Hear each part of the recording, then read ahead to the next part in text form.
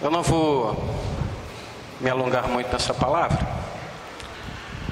Eu entendo que muito do que você precisava ouvir e entender, se é que você já não tinha ouvido e entendido, nessa noite, de uma maneira muito clara, você conseguiu discernir, conseguiu ver, através de uma interpretação simples, mas que demandou muito esforço, muito ensaio, muito empenho, dessa turma que você acompanhou aqui, não somente instrumentistas, vocais, coral, também aqueles que dançam, aqueles que interpretam, mas aqueles que estão por trás. Muitos vocês não viram e produziram tudo o que você presenciou aqui nessa noite, que a gente tentou mostrar dentro do que a palavra de Deus ensina,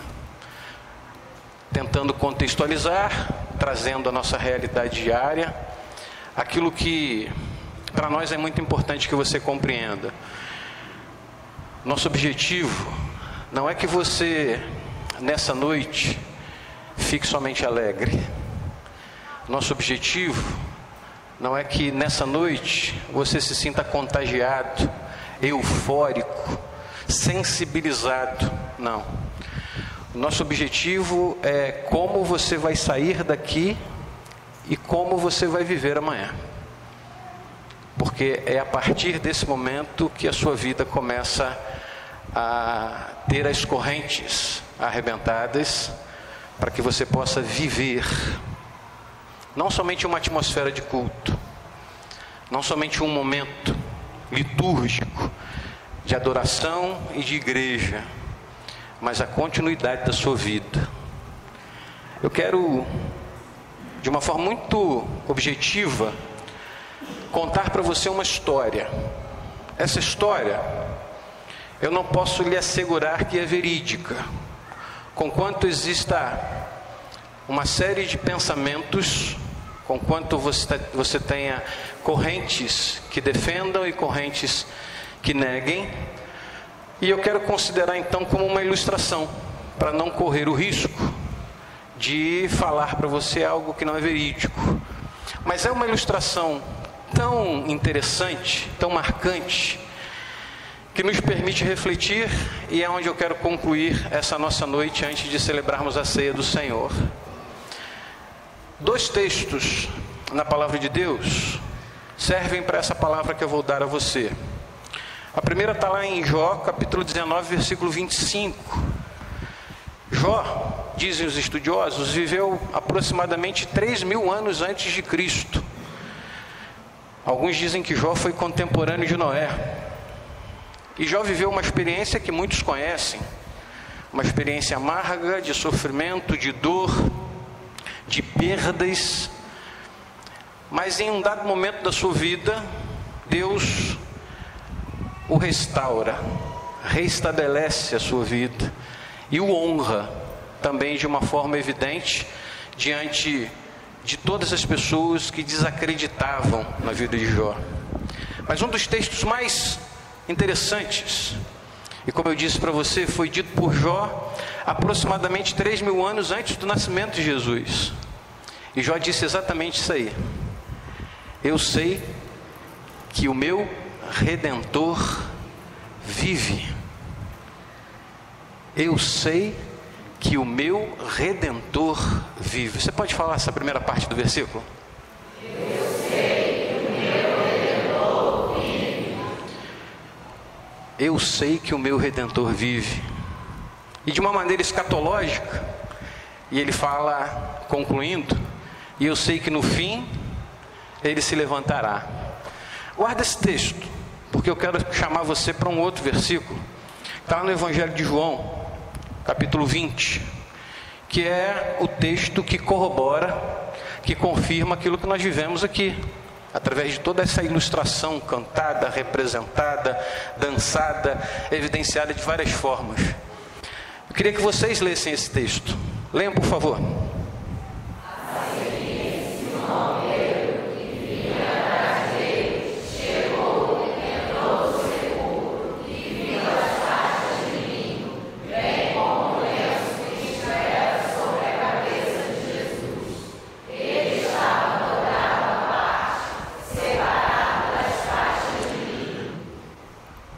A história que eu quero contar para você tem a ver com o final desse versículo 7, que diz: ele estava dobrado à parte.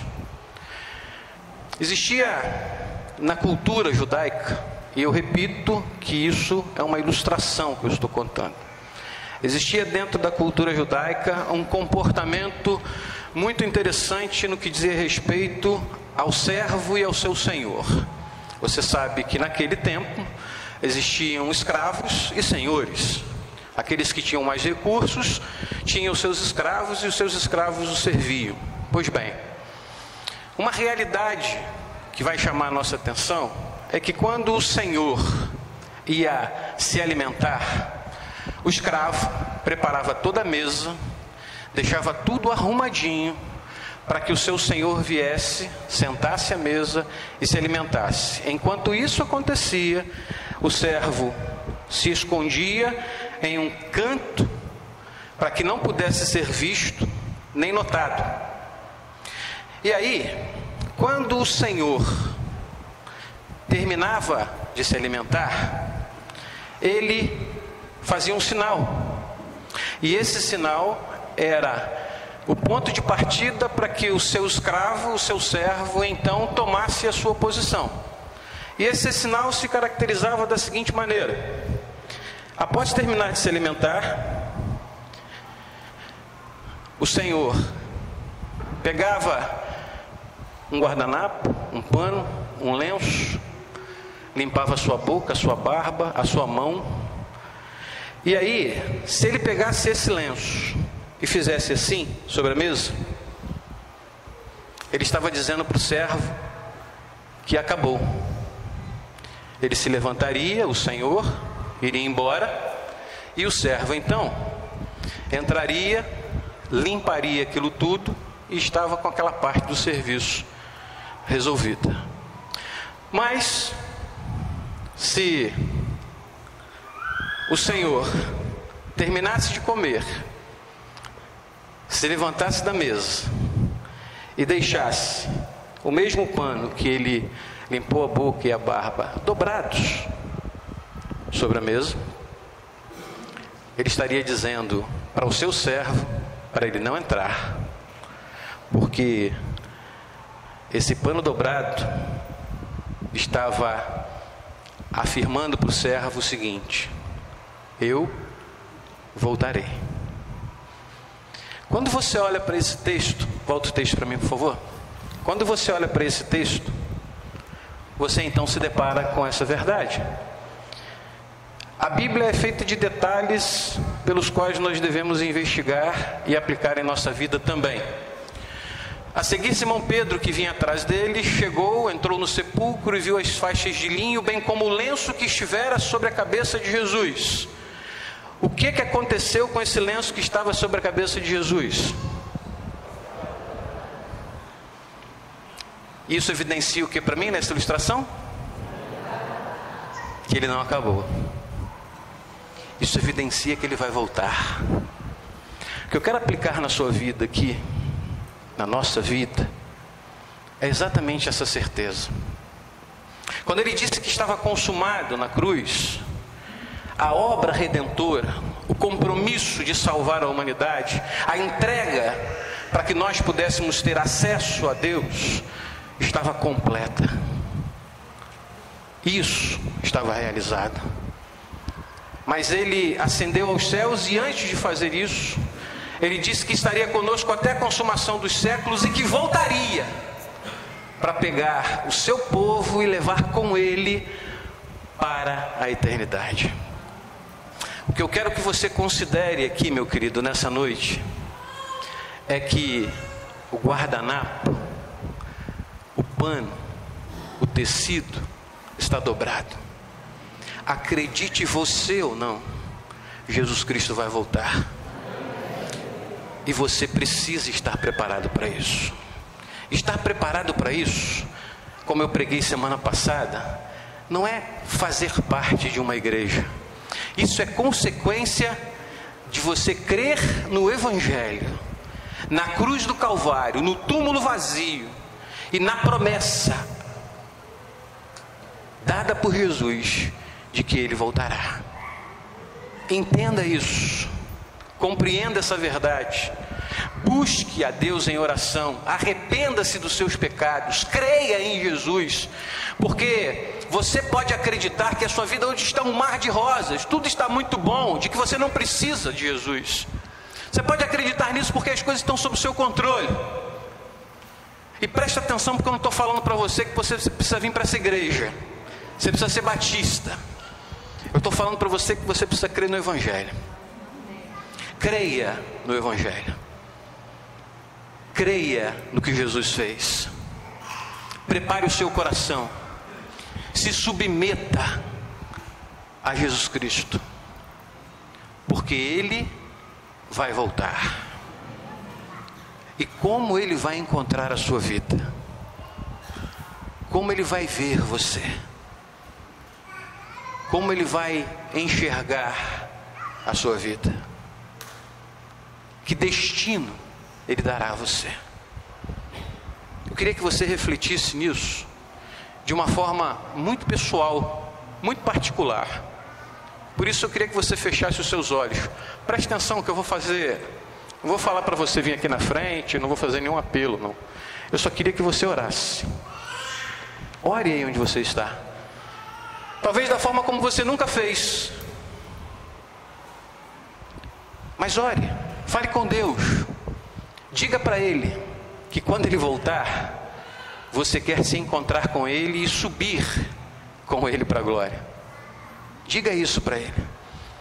Diga para Ele mostrar em você o que você precisa fazer. Quais são os erros que você precisa consertar na sua vida. Quais os pecados que você precisa confessar. Eu vou repetir. Essa atmosfera de culto, de igreja, daqui a pouco acaba para você. Amanhã você volta à rotina de uma segunda-feira que está entremeada aí com mais um feriado. Mas daqui a pouco você entra na sua rotina novamente. Que vida é essa? Como você viu aqui através da encenação do Vini e da Melissa. Talvez você esteja acorrentado e nem perceba. Talvez você esteja preso à denominação que você serve e nem perceba que o que você precisa de verdade é de Jesus e só de Jesus.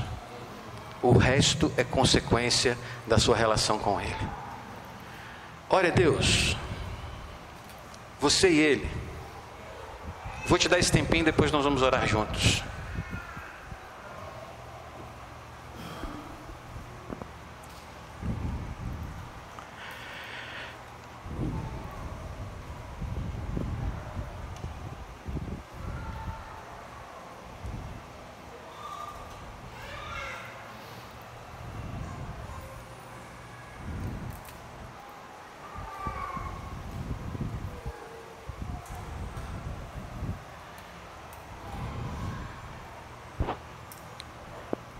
Deus querido, eu creio que o Senhor está ouvindo as orações que estão saindo deste lugar.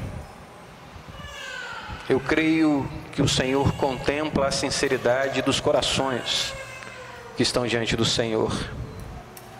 Eu creio no poder que há no Espírito Santo do Senhor.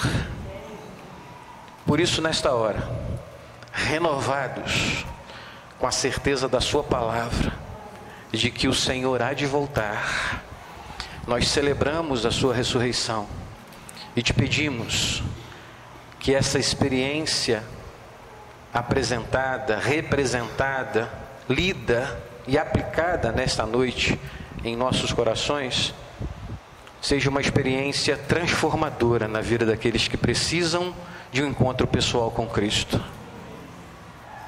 Nós queremos, Pai, nós queremos sim, ver vidas se entregando a Jesus. Nós queremos que em cada coração haja essa certeza absoluta de que o Senhor vai voltar para levar um povo que pertence ao Senhor. Por isso, pela sua graça e tão somente pela sua graça, manifesta, ó Deus, nesta noite, nas vidas que estão aqui necessitadas de uma entrega de coração a Cristo, manifesta, Senhor, a transformação, a redenção que só o Senhor Jesus pode oferecer.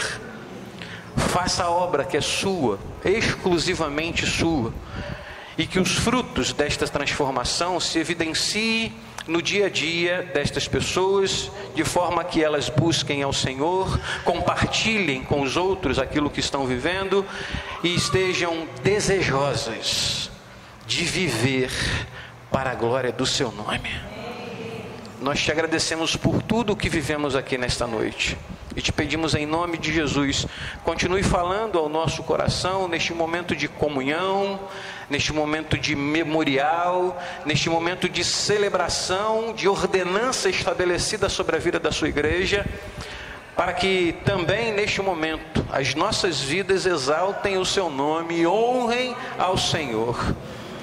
É assim, Pai, que nós nos colocamos na sua presença em oração, com esse pedido e com a gratidão plena das nossas vidas, crendo, com alegria verdadeira, crendo que o Senhor vai voltar. Nós oramos assim em nome de Jesus, Pai. Amém, Senhor. Enquanto os diáconos colocam a mesa para a ceia, deixa eu dar uma palavra para você. A ceia, meus queridos, que nós vamos celebrar agora, ela não é da Igreja Batista. Ela é a ceia do Senhor. E como ceia do Senhor, todos aqueles que servem ao Senhor estão convidados a participar. E esse convite é um convite que eu não posso restringir, senão dizendo para você o que a palavra de Deus nos ensina. Que se você não estiver apto para participar desse momento, você o fará para a sua própria condenação. E o que é estar apto para viver esse momento? Primeiro, você tem que viver uma relação íntima com o Senhor. Segundo, você tem que estar em comunhão com a sua igreja, a igreja que você congrega e que você foi batizado por imersão, porque esse é um critério que nós estabelecemos para organizar as coisas. Terceiro, você deve examinar-se, olhar para a sua vida, para o seu íntimo, para o seu coração e saber se você tem condições de viver esse momento. Eu estou com um problema com o meu irmão. Eu estou em pecado por conta disso, não confessei o meu pecado. Meu querido, é com você e com o Senhor. Não sou eu que estabeleço isso. Os diáconos estarão servindo os elementos da ceia. Como eu disse para você, não há nada místico nessa mesa. O pão que está ali é pão, o suco de uva que você vai beber é suco de uva. Nada se transforma, nada se modifica. Apenas vivemos um momento de simbolismos, porque o pão representa o corpo de Cristo na cruz, o suco de uva representa o sangue de Jesus vertido na cruz. Nós devemos fazer isso em comunhão, como estamos reunidos aqui agora, até que Jesus Cristo volte. É a ordem que Ele estabeleceu sobre a sua igreja. Portanto, se você estiver em condições de participar dentro daquilo que eu estabeleci aqui para você, que a palavra nos ensina, você é nosso convidado. O ministério vai nos conduzir em adoração, os diáconos estarão servindo os elementos. À medida em que você receber o elemento, você fica em pé. O primeiro elemento é o pão, o segundo elemento é o suco de uva. Você fica em pé e na sequência nós estaremos ministrando e vivendo esse momento de comunhão, de memorial, porque estamos acendendo novamente a nossa memória pelo que Jesus fez por nós e adorando a Deus também da forma como Ele espera da sua igreja. Então eu quero convidar aqui pastor Samuel para que se junte à mesa aqui comigo, como pastor nosso, membro da nossa igreja. Não sei se tem mais algum pastor presente, além do meu sobrinho que está aqui, pastor Paulo Roberto, me dando o privilégio, está chegando em Barra de São João. Pode vir, Paulo, fica a mesa ali, por favor. Nós vamos viver esse momento juntos e adorar ao Senhor, celebrando a Deus esse memorial.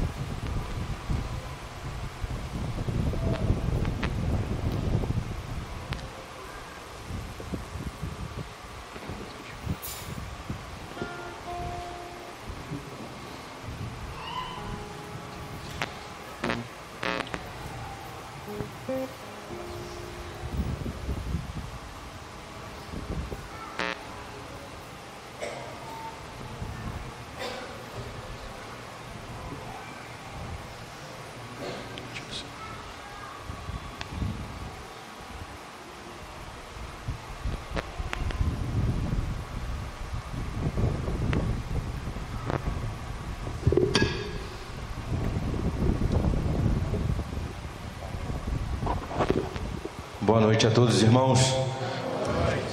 Pela graça de Deus, estamos celebrando a ressurreição do nosso Senhor.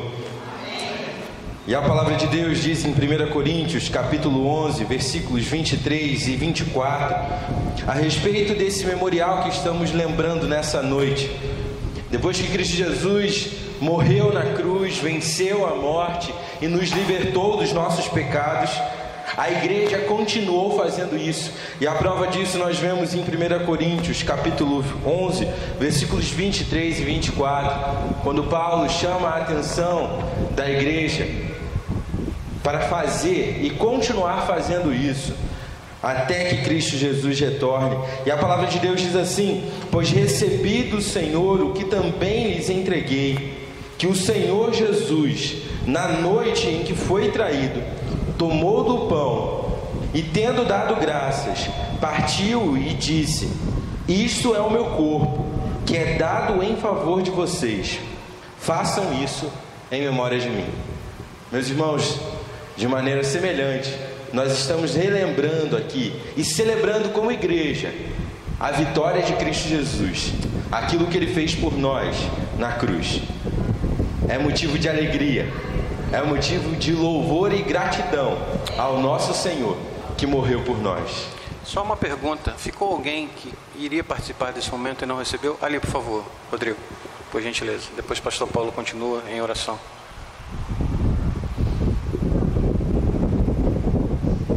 Amém.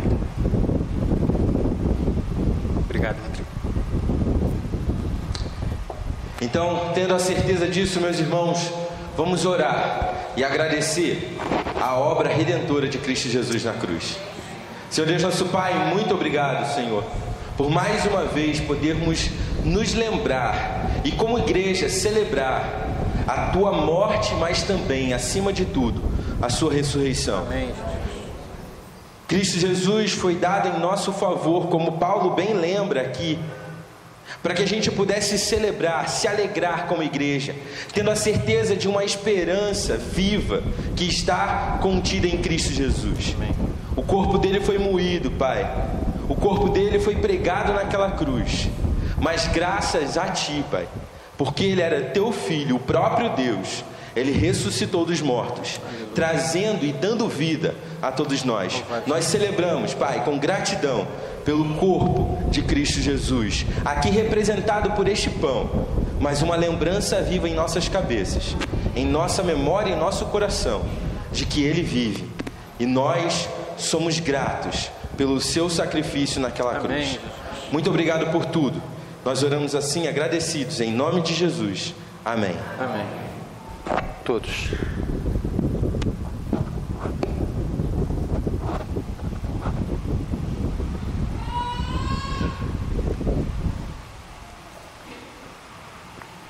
Você pode se sentar. Da mesma forma, nós vamos proceder com o segundo elemento. À medida em que você receber, você fica em pé também.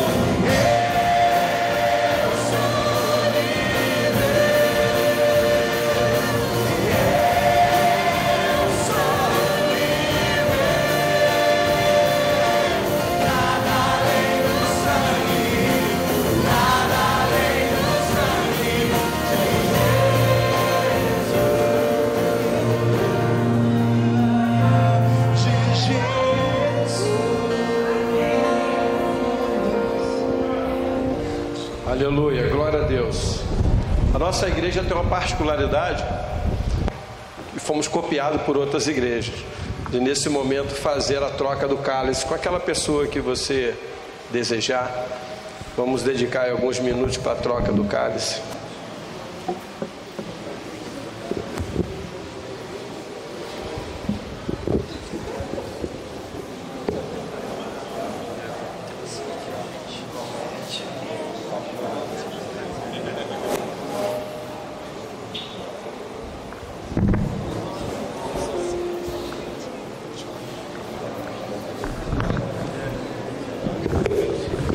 Ficou alguém sem receber o vinho? O segundo elemento? Faça um gesto. Todos receberam.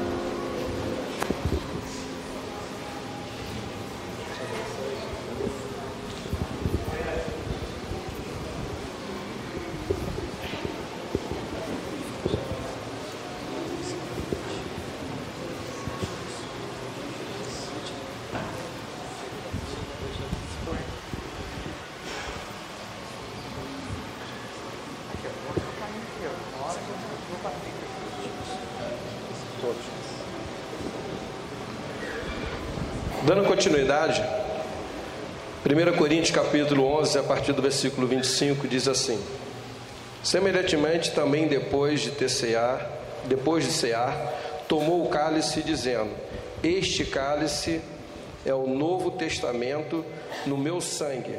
Fazei isto todas as vezes que beberes em memória